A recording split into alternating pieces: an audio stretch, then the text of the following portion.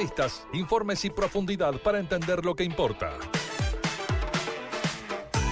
En Segundos Afuera, el tema del día. Uno de nuestros columnistas, sí, periodista especializado en economía, diario La Nación y también en Radio Con Voz. Imagino, mira, veo ahí un fondo de estudio de radio, no sé dónde estará en este momento. Esteban, querido, ¿cómo andás? ¿Todo bien? ¿Cómo están? Sí, acá en el diario, acá está en la redacción. Ok. Estoy viéndome que estaba como medio despeinado porque vine en la bici corriendo y entonces es como que todavía no me acomodo, pero acá estamos. Sí, ¿todo bien? Me gusta, medio de transporte de locomoción en Ciudad de Buenos Aires, bici. Clave. Siempre, todos los días, para todos lados. Mira, me gusta. Así que bueno, laburando un poco en el diario ahora, Esteban, ¿cómo es tu jornada hoy de feriado?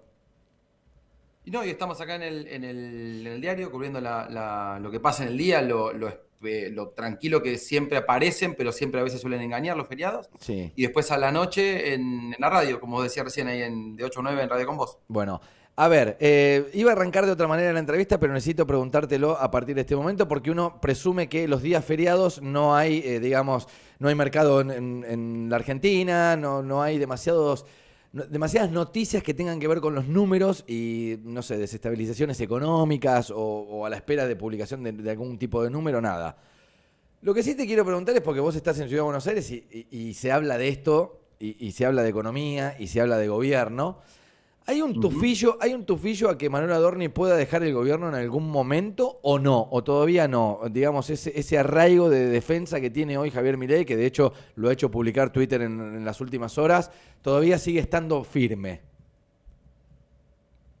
No, es como que se combinan esas dos visiones porque por un lado empieza a crecer la presión tanto de la opinión pública, de hecho es muy llamativo lo que pasó con Adorni y todos sus desmanejos con los números y su dinero y demás, donde hace, te diría, varios meses que ya es cotidiano escucharlo nombrar en conversaciones en la calle, en café, entre amigos, en el club, donde sea, donde ya pasó a ser algo como de lo popular, ¿no? Se volvió meme. Dificultades para manejar. Como si a nivel político tuviera el boleto picado. Sí. El gobierno lo sostiene, sobre todo el presidente y la hermana, pero empieza a haber cada vez más presión desde la oposición, por supuesto, y los aliados, para que dé algún tipo de explicaciones, y empieza a trascender también algún tipo de presión dentro del gabinete, porque, sobre todo en temas económicos, un gobierno que tiene su foco en la estabilización, la estabilidad de variables financieras y tratar de mostrar buenas noticias económicas, sobre todo contrastando con lo que era el gobierno anterior, que empieza a ver cómo a nivel opinión pública y en la agenda se opacan algunas cuestiones económicas por estas sospechas bastante concretas de corrupción o de dificultad de explicar los números. Entonces dicen, bueno, nos está dañando al gobierno. De hecho, cuando vos hablás, incluso lees a algunos analistas financieros o economistas más bien cercanos al gobierno, quejándose de cómo en su mirada hay un montón de cosas para mostrar económicas. Después las podemos discutir, podemos decir si esto sí o no, pero dicen, hay un montón de cuestiones económicas que quedan opacadas por estas noticias y que la agenda se la lleva esta cuestión de corrupción. Es momento de correrlo. De hecho, el biógrafo de Milei, Nicolás Márquez, sí, hace tiempo viene diciendo, hay que sacarlo, o le dice a Adorni, tenés que tener el gesto de dar un paso al costado, y bueno, esa es un poco la discusión que está apareciendo ahora. Se me parecía la metáfora de en términos mundialistas sería, bueno, Curazao, Alemania, ¿viste? Vos ya sabés que vas a perder con Alemania, digamos, siendo uno de Curazao. Ahora, si vos no marcás, es muy difícil que no te metan 7, 8 goles, porque estaba pensando en lo económico, de cómo el gobierno podría explicarle, digamos, a la gente lo beneficioso que es que baje el riesgo país. Que es muy difícil al tipo que no llega a fin de mes tratar de traducírselo y decirle, che, para vos es re bueno que el riesgo país baje. Che, flaco, pero no estoy llegando a fin de mes. Explícamelo en qué momento me va a pegar a mí o lo voy a sentir palpable al bolsillo o que la inflación se mantenga en ciertos números. Ya eso era difícil. Ahora, teniendo en cuenta todo esto de Adorni, es un poco más complicado. Contame esto, Esteban, ¿por qué es bueno para la Argentina o por qué es bueno este número de la baja del riesgo país, que se habla de tantos meses y lo estadístico, y sí, después hablame del número publicado la semana pasada de inflación? Mira, de hecho, volviendo un poco conectando con lo anterior para hablar de este tema, cuando vos hablas con las calificadoras de riesgo, los analistas financieros y muchos que están en el exterior, cuando hablan un poco del escenario argentino y los riesgos, uno de los riesgos te dicen, sí, la cuestión externa, el dólar, la deuda, todo lo que ya venimos hablando casi cada vez que nos encontramos. Sí. Y el otro es la cuestión política. Y entonces se combina con esta cuestión. Si el gobierno pierde a nivel imagen por Adorni o por un montón de otros factores, que empieza a mostrar debilidad o en todo caso que la oposición crezca, bueno, empieza a aparecer quizás otro factor de inestabilidad que afecta a lo económico y es esta inestabilidad. Volviendo a lo que me preguntabas del riesgo país, en general, uno mira los países en los que quizás Argentina quisiera parecerse un poco más, con baja inflación, con estabilidad del dólar, con perspectivas de crecimiento y demás, y son países que tienen riesgo país bajo, y uno puede decir, ¿cómo traduzco esta cuestión más financiera a lo cotidiano?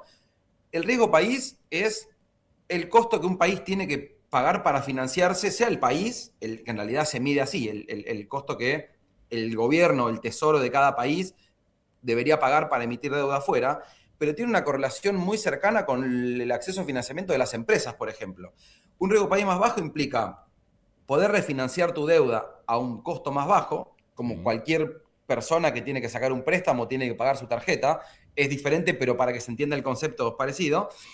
Y entonces, un riesgo país más bajo implica que la posibilidad de financiarte, sea el país para refinanciar su deuda o tener que pagar menos vencimientos cuando la deuda tiene que vencer y se tiene que renovar, o para una empresa que diga, bueno, si tengo que hacer una inversión importante pensando en Vaca Muerta, el agro, la minería, pero cualquier otra empresa de cualquier otro sector que tiene que tomar financiamiento, un riesgo país más bajo implica mejores condiciones para esa inversión, que implica más productividad, mejores perspectivas de crecimiento y una economía con más posibilidades o más fácil de crecer, que en parte tiene que ver con estos tantos años de Argentina estancado, no creciendo, que como esta vulnerabilidad externa y este riesgo país alto tiene consecuencias que se retroalimentan, porque el país no crece, entonces no tiene cómo refinanciar sus vencimientos o cómo acceder al mercado de capitales, entonces no, bueno, todo tiene que ver con esa dinámica, pero volviendo a lo concreto, si un riesgo país más bajo, de hecho uno mira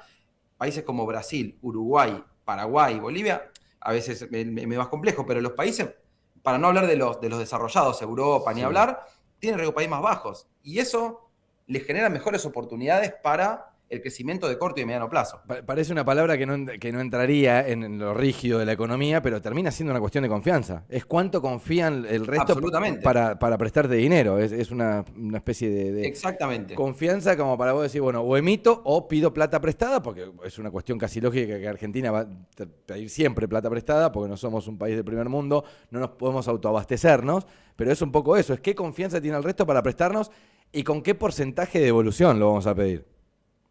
Exacto. No, y que de hecho, cuando vos decías no somos un país desarrollado, todos los países del mundo, en mayor o menor medida, pero lo que hacen es tomar deuda para eventualmente hacer una inversión, pensando en, por ejemplo, vamos al caso concreto en Buenos Aires. Sí. Hace más de 10 años que no se construye subte, y muchos dicen, el gobierno no lo quiere hacer.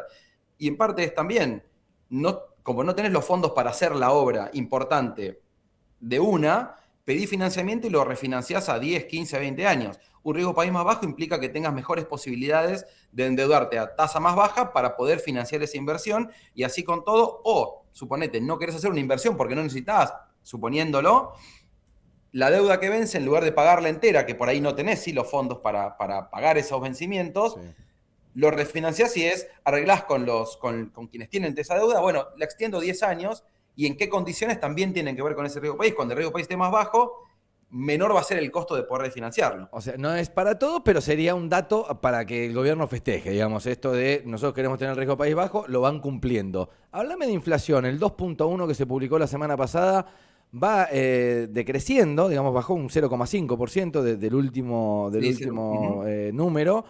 ¿Se podrá llegar a agosto, como dicen, en cero o lo ves medio inviable? No, eso desde ya te digo que es inviable. De hecho, hasta incluso gente dentro del gobierno se queja de haber puesto esa pauta, digamos, que igual a correr del tiempo los números lo fueron demostrando que era imposible llegar, o en todo caso, ahora ya es muy difícil pensarlo. Hace algunos meses te decían, si en agosto la inflación es cero, sí, pero ¿a qué costo? Claro. Como el hit reciente, porque implicaría afectar a otras variables de la economía que hubieran impactado en nivel de ingresos, en nivel de actividad y demás, que eso no va a pasar. Sí es cierto que fue un buen dato a nivel inflación general, porque cuando uno mira los componentes hubo una baja de la inflación general, de la inflación núcleo que estuvo por debajo del 2%, 1,9%, estaba chequeando recién los datos, y sobre todo el tema a seguir es cómo continúa, porque es cierto que el movimiento de la inflación de estos últimos meses había estado muy afectado por el movimiento de las tarifas, el impacto sobre combustibles que tuvo la guerra en Medio Oriente, que eso sí es un shock que por ahí el gobierno no controla, y pareciera verse, entre comillas, normalizado a la tendencia que tenía algunos meses atrás, después del 2025 muy afectado también por las elecciones. Y de hecho estábamos ahí hablando con el equipo de analizar un poco y seguir las mediciones que hacen las consultoras semana a semana para ver si en junio la tendencia que se mantenga, incluso por ahí perfora. Hay algunas consultoras que dicen que ya podría estar en torno a 1,9, que sería un buen dato de inflación, lejos todavía de que empiece con 0 en agosto, pero sí retomando una tendencia descendente que tiene implicancias concretas en otras cuestiones económicas como la percepción de los ingresos, porque después de una inflación que se aceleró en los últimos meses, Sí. con ingresos, salarios, jubilaciones y demás, que ajustaban con inflación hacia atrás o con paritarias por debajo de la inflación, eso en el margen implicaba que el bolsillo quedaba más ajustado. Si la inflación empieza a bajar y hay cierta recuperación en el margen de los ingresos por algo de inflación hacia atrás, puede haber una recuperación de vuelta en el margen. Y es como que quizás este mes, como la inflación un poco bajó, me tuvo un poco más de margen de lo que tenía el mes pasado y puede haber algún impacto sobre actividad, consumo y algún tipo de alivio muy pequeña. No es como recuperar todo lo perdido, No, pero claro. cambiar la tendencia de los meses anteriores. Te voy a meter en un brete. A partir de este momento, Esteban Lafuente se compromete. Le voy a mostrar dos mundos totalmente diferentes, de los cuales él ha escrito, ha analizado para arriba, para abajo, números. Te digo, podría ser ministro de Economía Esteban Lafuente en este momento. No. Tarea difícil. El otro día en una charla con un conocido se plantean dos mundos diferentes. En uno, un mundo en donde la Argentina tenía casi 200% de inflación anual, ¿sí? Y en el cual había mucha mayor cantidad de consumo, generada por una cuestión de que había dinero en la calle, de que había un poder adquisitivo, de que había una gran parte de la sociedad que mantenía sus paritarias al ritmo de la inflación, entonces como que no, entre comillas, no perdía ese poder adquisitivo, entonces el consumo era otro. La cuestión es que ese comerciante, en este caso era la persona con la que yo estaba charlando, se daba vuelta y a la hora de reponer un artículo que había vendido, lo terminaba pagando y terminaba perdiendo margen de ganancia, ¿sí? Porque el costo de ese mismo elemento ya había subido. Entonces, ahí tenemos un tipo de consumo. Y el otro escenario, el otro mundo, es el actual, en el cual hay un ínfimo número de inflación comparado con aquel, pero hubo una reducción total del consumo. ¿Qué se estudia? ¿Qué es? ¿Un mitad de camino? ¿Qué debería ser lo mejor para los argentinos? Esteban, digo, te estoy poniendo como en una posición bastante incómoda, pero me imagino que ustedes lo deben analizar también.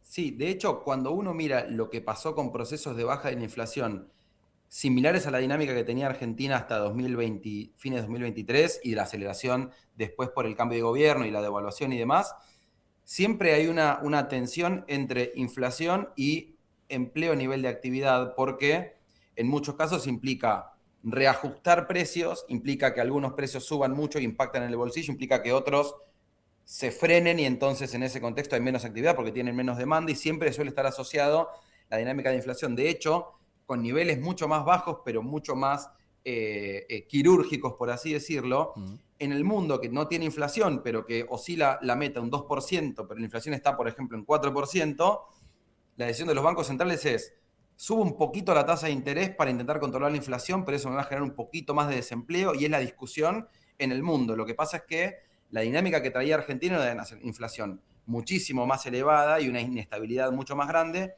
que es cierto, generaba eso que vos decías de, bueno, si no sé cuánto van a valer mis pesos el mes que viene o la semana que viene, porque hay una inflación creciente y muy alta, y bueno, quizás en lugar de ahorrarlos, los consumo y genero una dinámica que también generaba que en los comercios era, bueno, yo recibo, vendo esta mercadería y me doy vuelta, no sé cuánto me va a costar, por las dudas remarco, por las dudas O ni siquiera por de remarco, me tengo que dar vuelta y aumento los precios porque mi proveedor Sí, había listas me remarcó, entonces día entra por medio, sí, sí. una espiral que se va regenerando y que cuando hablas ahora, de hecho es un dato muy interesante con empresas de diferentes rubros, la inflación les permitía muchas veces y tapar u ocultar o patear para adelante sus propias ineficiencias, porque bueno, no tengo que competir, total, sé que lo cargo en precio, el consumidor lo va a validar por su propia dinámica y todo se iba retroalimentando. Ahora, cuando todo empieza a estabilizarse en una inflación muy alta, recién miraba, en los últimos 12 meses hubo 33% de inflación. Es una inflación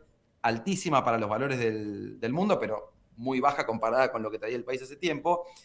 Empieza a haber una cuestión donde comercios, empresas, mismo las familias, es, bueno, ya esta es la realidad diferente de la del 200% de hace un par de años. ¿Cómo hacemos para competir? Porque ya no podemos trasladarle el precio al consumidor porque dice, no, pará, que con esto no me alcanza. Entonces empieza a haber todo un cambio en las dinámicas, en las famosas reglas del juego que afectan a la actividad económica de muchos sectores.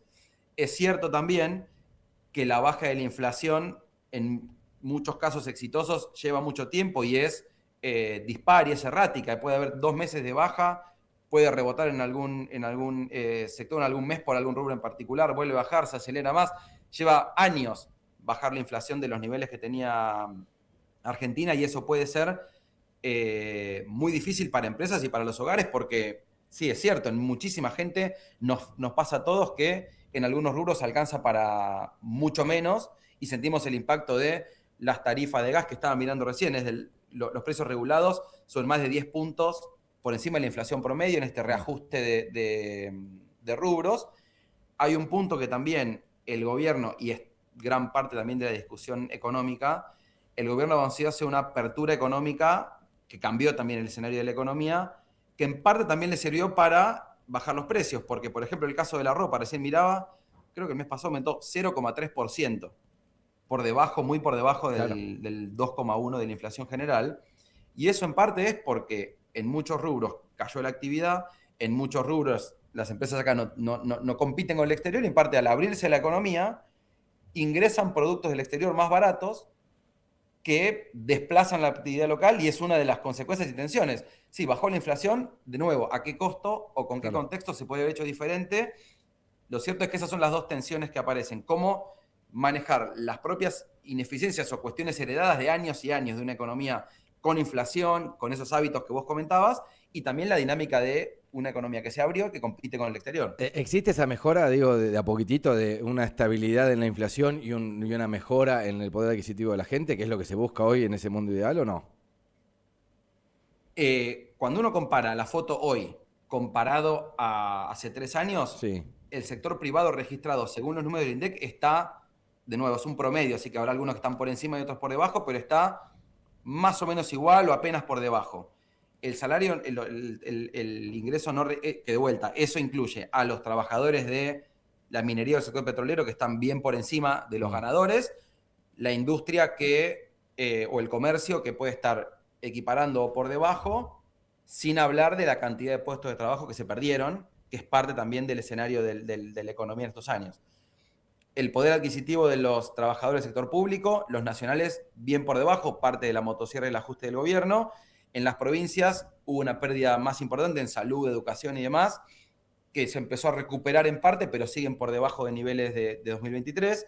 El sector informal es muy difícil de medirlo por cambios metodológicos y alguna cuestión de mejora en el registro y la percepción, porque la inflación hace que sea bien raro. ¿Cuánto ganaste el mes pasado? Y no me acuerdo, no entiendo, no sé, los precios cambiaron. Bueno, toda una cuestión más propia de la medición. Los números muestran que habían de una recuperación fuerte el año pasado, pero la actividad, el consumo masivo no pareciera mostrar esa dinámica. Y sí es cierto que a nivel general hubo destrucción de puestos de trabajo del sector privado registrado, el formal, asalariado, sí, y crece mucho el cuentapropismo, el salario informal, que ahí es muy heterogéneo, porque tenés desde no tenés forma de medirlo. trabajador independiente que trabaja para el exterior, sí, claro, o que, no sé, de repente por ahí arma un negocio y vende sus productos, o acá en la Ciudad de Buenos Aires vemos muchos profesores de tenis o personal trainer que por ahí, o psicólogos, médicos, no sé, que no son el trabajador formal conocido, pero tampoco son el informal que hace reparto, que también está dentro de ese grupo, entonces hay mucha heterogeneidad y es muy dependiente de cada sector. Y yendo a tu pregunta más de corto plazo, más allá de la película grande de pérdida o no de años, una baja de la inflación de niveles del 3, algo, como teníamos hace algunos meses, a redondeando 2%, si el ajuste es, o la recomposición que puede darse ahora con esta inflación de, pongámosle 2, es más cercano a 3, como había hace algunos meses, esa recuperación puede hacer que en el margen mejoré con respecto al mes anterior, porque si bien no recuperé todo lo perdido, hoy tuve un aumento parecido a la inflación hacia atrás, pero los precios hoy aumentan menos. Entonces ahí es donde se percibe esa mejora que puede ser concreta en lo que se percibe en la actualidad, pero sí que no alcanza para recuperar lo que tenías quizás hace un tiempo. No sé si explico esa doble tendencia de... Sí, exactamente. Sí, no, se entiende, claro, el que te va siguiendo se entiende, digamos, es baja la inflación, pero la mejora de tu ingreso crece un 3%, la inflación será del 2%, bueno, le ganaste 1%. Digamos, esa sería la diferencia porque Claro, los precios no aumentan.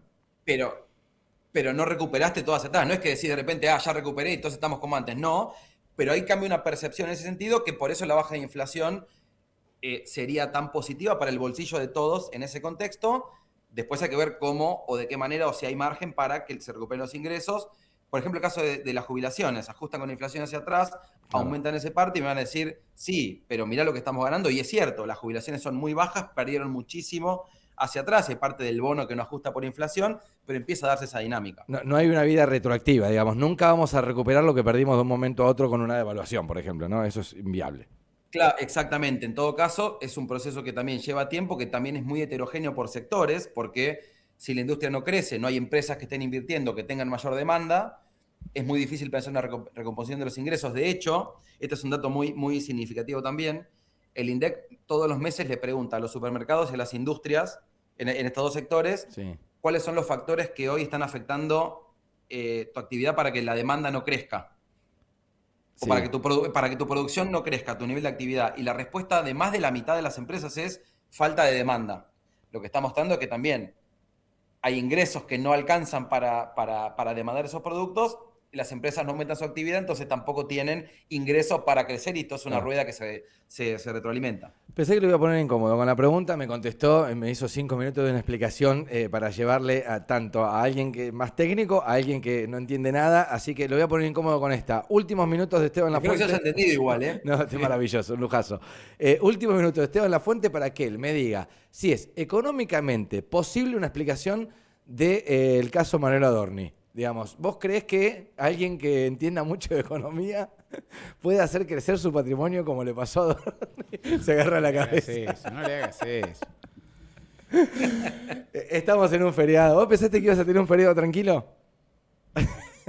Sí, no, pero yo creo que esos números no cierran. O sea, económicamente le ha pagado a buenos contadores y a buenos abogados para tratar de hacer unos ajustes en su declaración, que quizás jurídicamente puedan ser viables, si eventualmente sí, pero más allá que la justicia va a avanzar, económicamente, tanto económicamente en lo concreto, como siguiendo sus declaraciones hace años, cuando él dice que empezó a invertir en Bitcoin en 2014, pero hay videos de años después que dice, yo soy del dólar, a mí yo de Bitcoin no entiendo, y la verdad que es medio difícil de sostener que eso sea algo justificable y concreto, sobre todo como pondera su actividad, sus declaraciones y sus planteos, claro, desde antes del sector público. No tenía ni por casualidad el nivel de consumo y de gasto que adquirió cuando ya entró al ser funcionario público.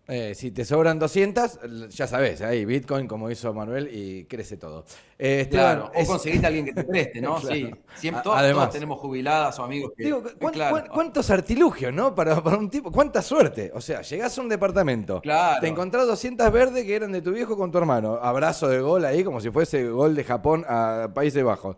Después salís de ahí, encontrás una señora jubilada que te presta a tasas muy bajas para que vos te compres tu departamento.